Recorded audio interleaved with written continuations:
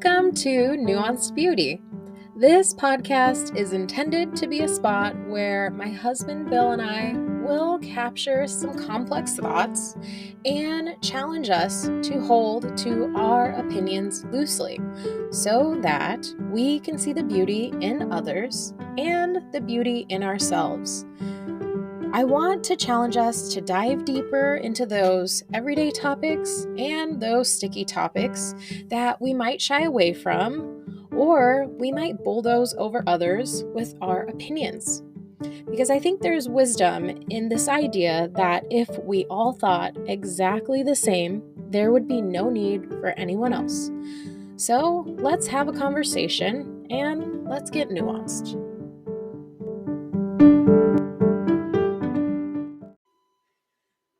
Hi guys, welcome back to Nuanced Beauty. So this week I am posing the question, do you meditate? And I'm also here. Oh, Bill, you're here too. I was going to say, and welcome Bill. Hey, Christina everybody. here and Bill here. We are both here today. And so hopping right into it. The question I have for us this week is, do you meditate? And I don't really have we have some pointers, but it's going to be kind of a free flow discussion. Fine. I'll just hop into it. I'm getting cues over here that I need to just get with it. Get with it or get out. All right. So the reason why this is coming up is this past Sunday, our church did a very cool service. It was like a meditative service. And we were thinking about because we saw the announcement that they were going to do a service that was not going to have a preaching component to it. There wasn't going to be an actual sermon component, but there was going to be prayer and time in worship and some meditative reflection time. And we were going to end in communion. And Bill and I were both like, oh, this will be different. I'm really curious how this is going to go. Yeah, I was wondering if it was going to be just like an hour of dead silence, which I would have kind of dug, or if it was going to be just like a concert. Because worship services can just be yeah, if it's focused on worship music for sure. And I thought it was really good. It was good. They there were some questions posed, and they probably took a video off of YouTube that had it had a breathing exercise to get you started, and it had some nice soothing music, and it asked some good questions. And overall, the day was called Pause, and I thought it was great. I really enjoyed it. I definitely got something out of it. And I want to get into the tension of meditation. But before we go there, I'm going to pass it over to Bill and why this also is an interesting episode. The thing with that, with the service that we remarked coming out of it is how daring it was for them to do that, because the kind of new agey spirituality of talking about meditation, which is hilarious. So we would call something new agey when it's super ancient as a concept. Yes, but, it's all very new not agey new age and stuff. And, now you can't throw a stick and not find something about mindfulness. But this is coming up a lot because I'm a huge Green Bay Packers fan. And even more than being a Green Bay Packers fan, I'm a huge Aaron Rodgers fan. And Woo, Rodgers! Okay, go on. Discount double check. Yeah. That's starting to become dated. I know, and he's not looking as pretty as he used to. I used to tell people. Shut your face. I used to tell people if Bill ever passed away, Aaron Rodgers, If you ever pass away, I would still go after Aaron Rodgers. Anyway, he has been in the news a lot about this kind of new agey spirituality stuff, and he did a darkness retreat for 4 days in which he sat in complete darkness in a cave, in complete silence, in Portland, underground. It's in Oregon somewhere in Oregon. For 4 days in just deep meditation. And do you think he dug his own cave and no, paid he did for not. it? This is a resort that exists. I'm just kidding. And I've looked it up, and I want to do it. Okay. Can you imagine? No. Oh man. Okay. And so I'm listening to a podcast where he unpacks what it was like to do this and the things that he explored in himself as he was in that deep meditation. So it's just so interesting as I'm thinking about this and just longing for silence as the guy with 2 young kids. That you're like, hey, let's do a podcast about meditation. I'm like, oh, you don't say. Yeah, and he threw that out there after I decided. I was like, man, let's make our next episode about meditation, because the key component that I find interesting is that I think that there is a tension for non-denominational or Protestant background Christians due to the cultural norms that are presented when someone throws out the words mindfulness or meditation, because they like might be drawn to this uncomfortable spot of like, oh, that's related to like Hindu or Buddhist or New Age spirituality, and I don't want to stray from the truth, and I don't want to be like pulled away. And so just the idea of meditation is like, ooh, am I dancing with something that I shouldn't be doing? Mm-hmm. And if you might guess from our intro and what we've shared thus far, um, we don't think that's the case. But we Understand understand, the tension. and that's the thing. And tension is valid. Like it's if it is something that would be stumbly to you, then that is You need to real and acknowledge. that matters and And that is true. yeah. But that doesn't mean it has to be. Yes. And again, we keep calling it new agey, but these things go back. I read a book called Wisdom of the Desert by an author, Thomas Merton, who was a like mid-century Catholic monk, about first century Catholic monks, like Yes. only a couple of generations removed from the big guy himself, in deep contemplative meditation. Yes. And there's a lot there's just so much scripture, like so many psalms. If you type the word meditate or you type the word renewing your mind, um like meditation, it comes up like, may I meditate on your words, like allow your mind to be renewed, like a component of your mind, soul, and spirit. So that is brought up in scripture. And so there's plenty of scriptural guidance of when David meditated through Psalms, and then in the New Testament where renewing your mind matters. Well, and through the New Testament, you see Jesus praying for like hours, right? Like he like goes to the Olive Garden and is there all night. Mm-hmm. Do you think he's talking all night? Right. No, and he's in deep contemplative meditation during that time. I have to believe. Yeah. Because no one has that much to say. I might. But yeah, it's interesting, and I wanted to throw out this idea. I had listened to, here's a plug for another podcast that we may have brought up at some point, but it was called Theology for the Rest of Us, and I don't think he's producing podcasts anymore, but he would answer just random questions related to theology and within like to a Christian audience, and he answered the question about like, should Christians practice yoga?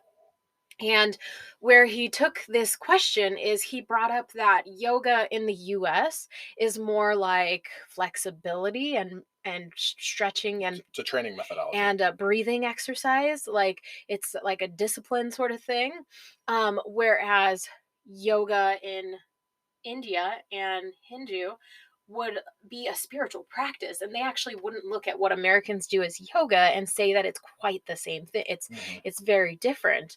But if you felt a sense of hesitation, giving a person space because like you don't know their story, and if they have a reason to hesitate, so be it. Like, don't make something that's very hard on them as if it were insignificant, but also realize that the core belief is different.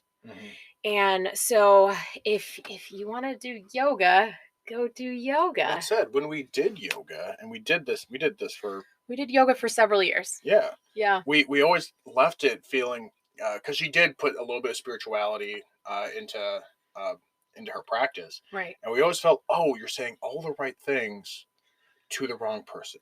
Right. And for us, like, we would just simply acknowledge the right person. Yeah. And so there was treasure in that. Like, there's like the there was, namaste, that which is light and bright acknowledges that which is light and bright in you. And mhm, I would say, yes, God created us in the image of him, and we each have the image of God. We are image bearers. So mhm. for me, I'm like, oh yeah, that totally like That is relates. true. There's some truth behind that. Mhm. Yeah. So sorry, I derailed your. No, you said exactly what that was a great example of what I was talking about. I couldn't think of an exact example. I just remember being like, yes, yes. Uh-huh. Also, Just a little more. but like, and I'm not like saying, oh, Like, she should have been talking about Jesus in yoga because that's right, not true. I right. just took the gift that she was giving to us, Yeah. and receiving that in the context that was holy to me. Yeah. And Based on my worldview, my motivations, and yeah, my belief structure. Yeah. and I saw that it was good. Yeah. But that said, we did mention how Catholicism, right? Like, Right. So I actually, and this is going into my story a little bit. Like my, family is Catholic, and I've actually had some bones to pick with Catholicism because of some of the legalistic tendencies that I saw in their religion. But as I made a study of mysticism, uh, and meditation in particular over the last year, I realized that the Catholics have actually used in Catholic monastic tradition mhm. have used these spiritual disciplines for millennia, like literally exactly 2 millennia, about Yeah, uh, about 2 millennia. yeah, just give or take a couple of years. Uh, and so they actually, for as much as there might be an outside perception of Catholics as stiff, stern, cold. There's actually a warm and rich history of deep spirituality. Yeah, an Uh, acknowledgement of history. yeah, Whereas, like, yeah, yeah, yeah, but I'm setting in the said that acknowledgement of said. history aside. There's an acknowledgement of the spiritual in a way that the very uptight, prim, proper Protestants can't Might really acknowledge not unless you get all relate to. Pentecostal about it. Um, Yes, yes. but that was something that as I was trying to find resources about meditation and about mysticism in a Christian context, it's all Catholic. It's all Catholic in roots, and so I found so much richness and growth in that, Hmm. Yeah. and also some very dry, very dense books because monks are wise, but they're not necessarily interesting. Uh, Lovely. Um, yeah, I think with that, I would summarize it that where nuance is very significant in this topic is that wherever you're coming at meditation from, you have to acknowledge that there could be different worldviews, different core beliefs or values that are driving someone to the plate to meditate. mhm, And we actually, one other component we didn't talk about is that there's a health related thing for mhm. meditation. Yeah, it's science. People who struggle to fall asleep, they give them breathing exercises. um, People with just medical Blood pressure. There's a big blood thing with blood pressure, pressure yes, and yes, yes, meditation. yes. Yeah. Uh, so yes, absolutely. The other thing, which is why so people could get like, oh, that's just like new agey alternative medicine stuff. Is there's not a spiritual truth in that, and I think that's incomplete as well. But it is valid. Hmm. Um, the other thing is, I've heard pastors talk about meditation and specifically about Buddhism as, oh, that's just like sitting on a mountaintop, being perfectly still, and just checking out of life.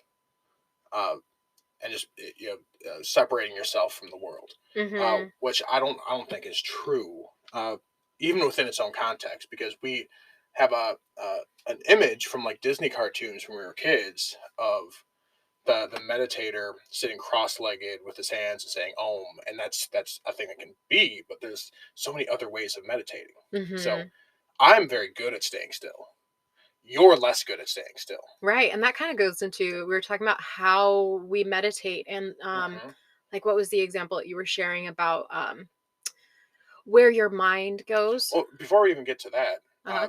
I'm thinking of things like Tai Chi. You've ever seen someone do Tai Chi? There's a lady in the park in Seattle who do it all the time. Uh-huh. That is a meditative practice. It looks like a martial art, and in a way it is, and the way all these martial arts are actually meditative practices. Uh-huh. more tailored for someone who's not good at sitting still. So I'm going to move in a deliberate way. So you want me to do Tai Chi? I think you'd be great. But not the point.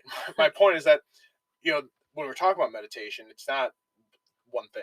Mm-hmm. There's actually a lot of ways. I've talked about kettlebell sport as being meditative, and that there's this repetitious motion that really forces you to be present in the moment.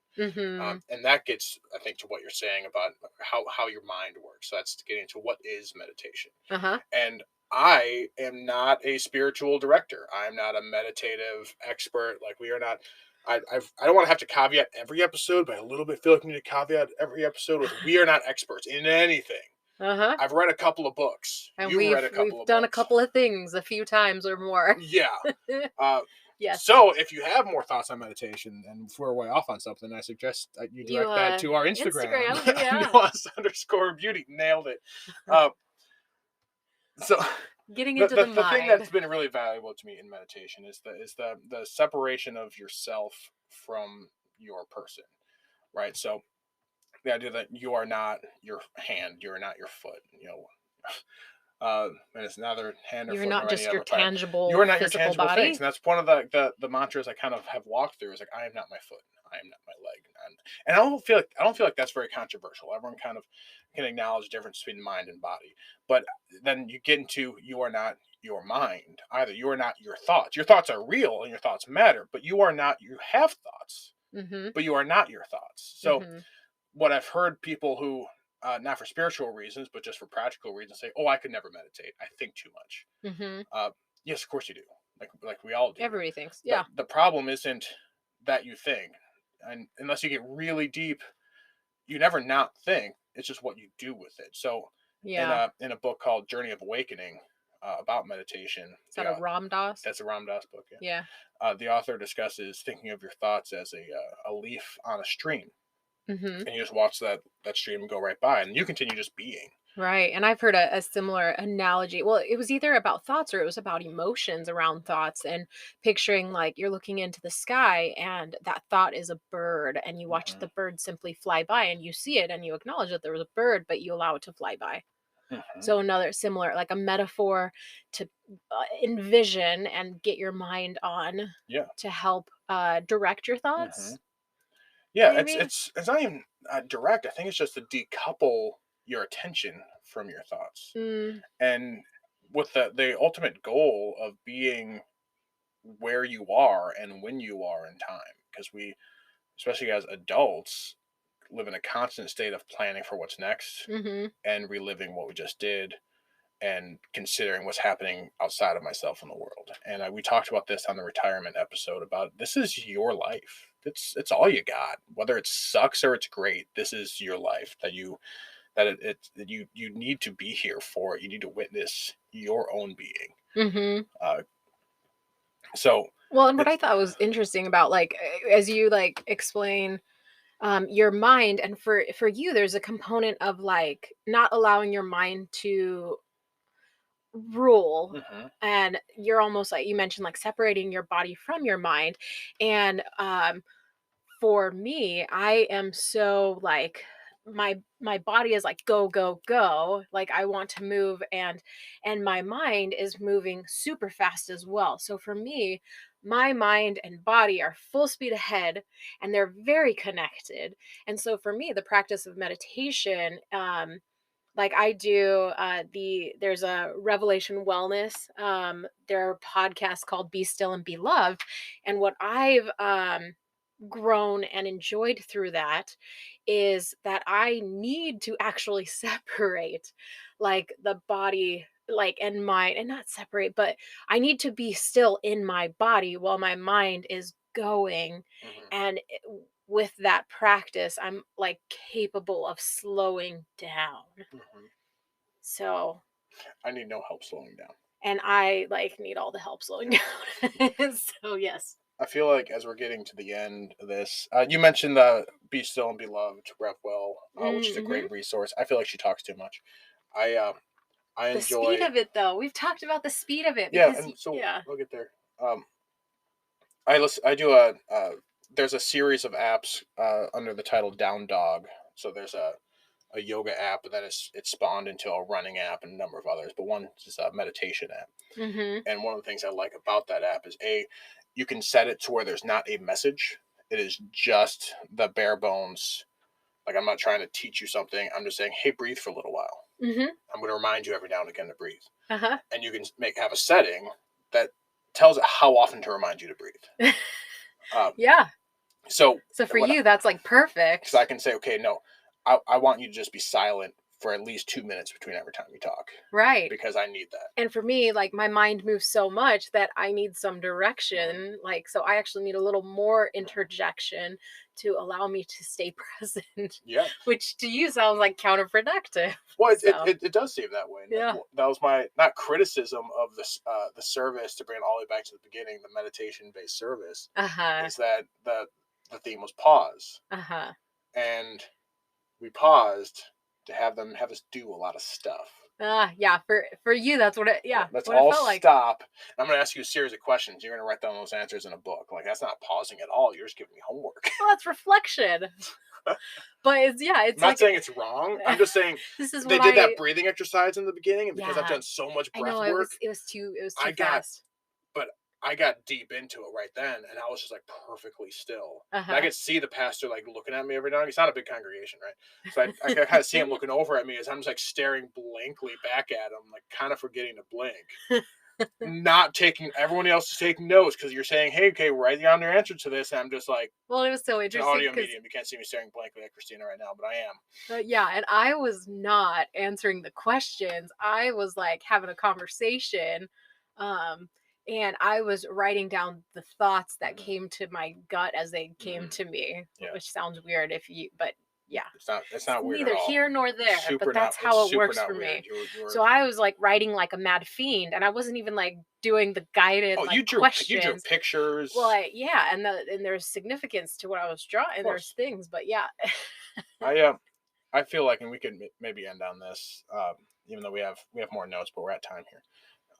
When I've gotten deeper into meditation, and I've been able to separate myself from and observe my body, and observe my mind, and observe my thoughts, and I find myself kind of in the inside looking out. I've felt closer than I've ever been to the Holy Spirit. Like you strip everything else away, and that's all that's left. Yeah. That's pretty cool. Yeah, well, that's a good thought to end on. And I don't even know how to wrap it up after that. So I'll wrap it up with, hey, he's trying to hit the stop recording here. Yeah, so do you meditate, right? Share with us on Instagram if you meditate. And I hope that if you don't, maybe some of these thoughts sparked something in you to consider giving it a try. And if you think we're blasphemers in the highest, I've heard that anger drives clicks. So by all means, send your email to nuancedbeauty@yahoo.com and troll away. Oh goodness. All right, guys. Thanks so much for listening this week. All right, thanks everybody.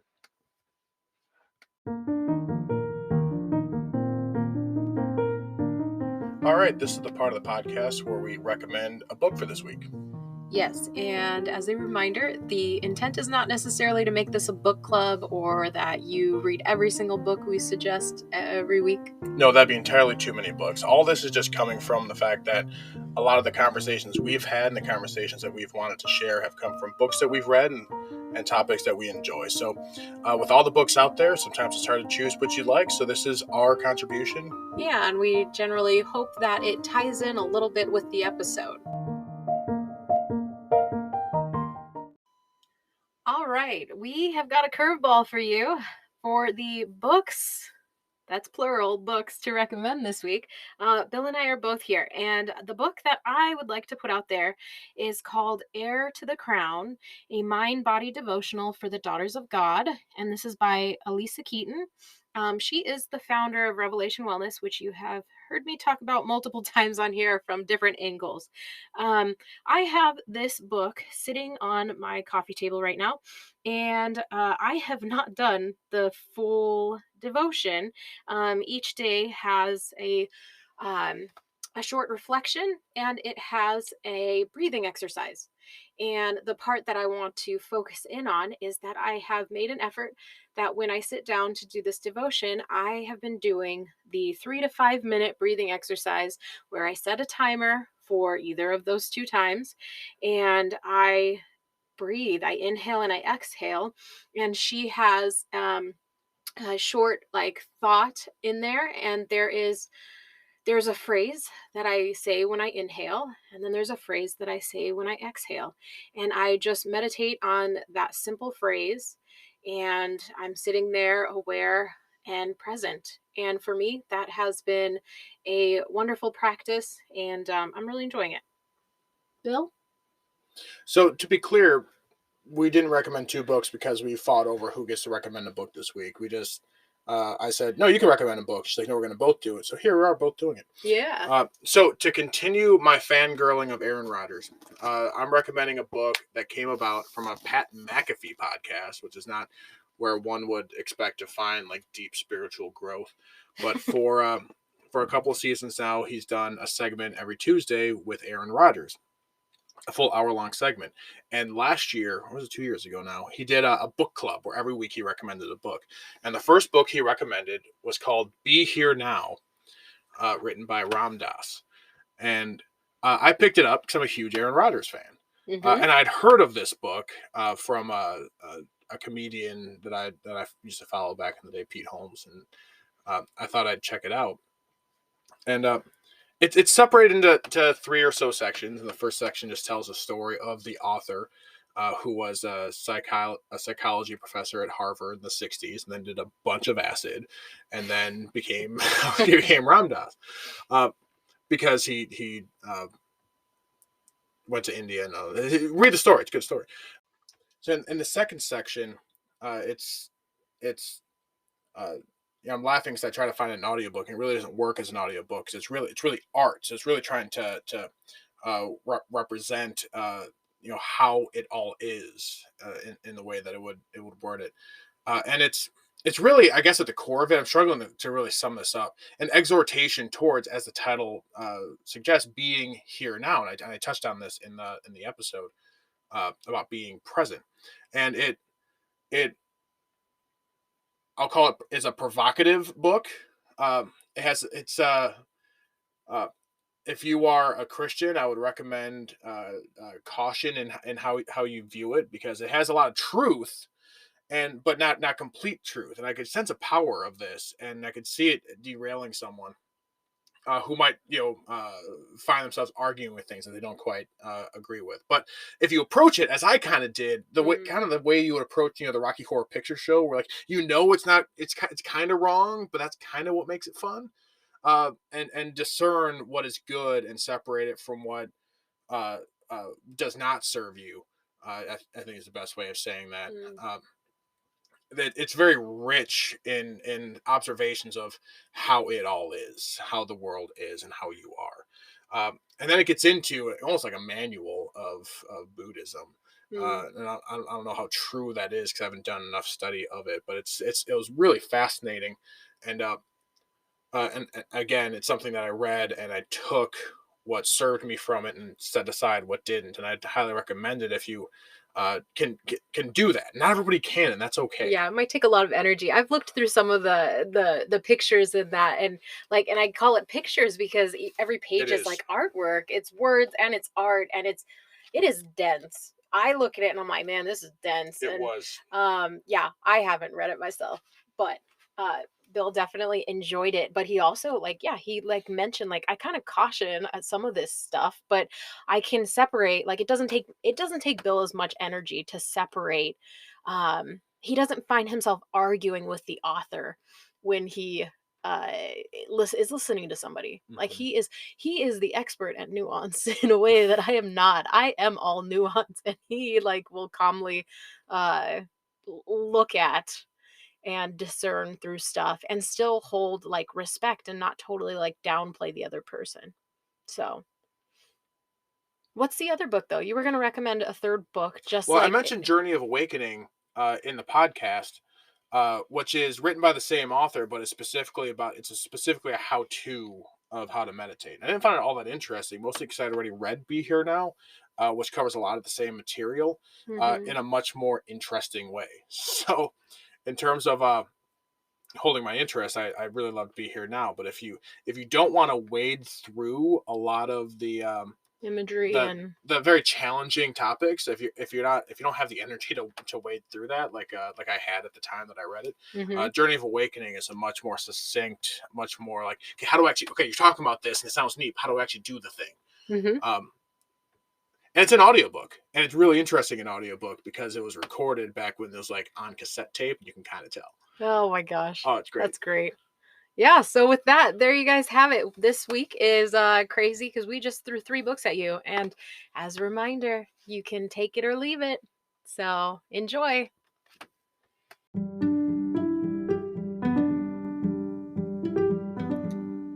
Thanks for listening to today's episode. If you aren't already following us, please follow us on your Spotify or Apple Podcast account. And look us up on Instagram at nuanced_beauty. Until next week.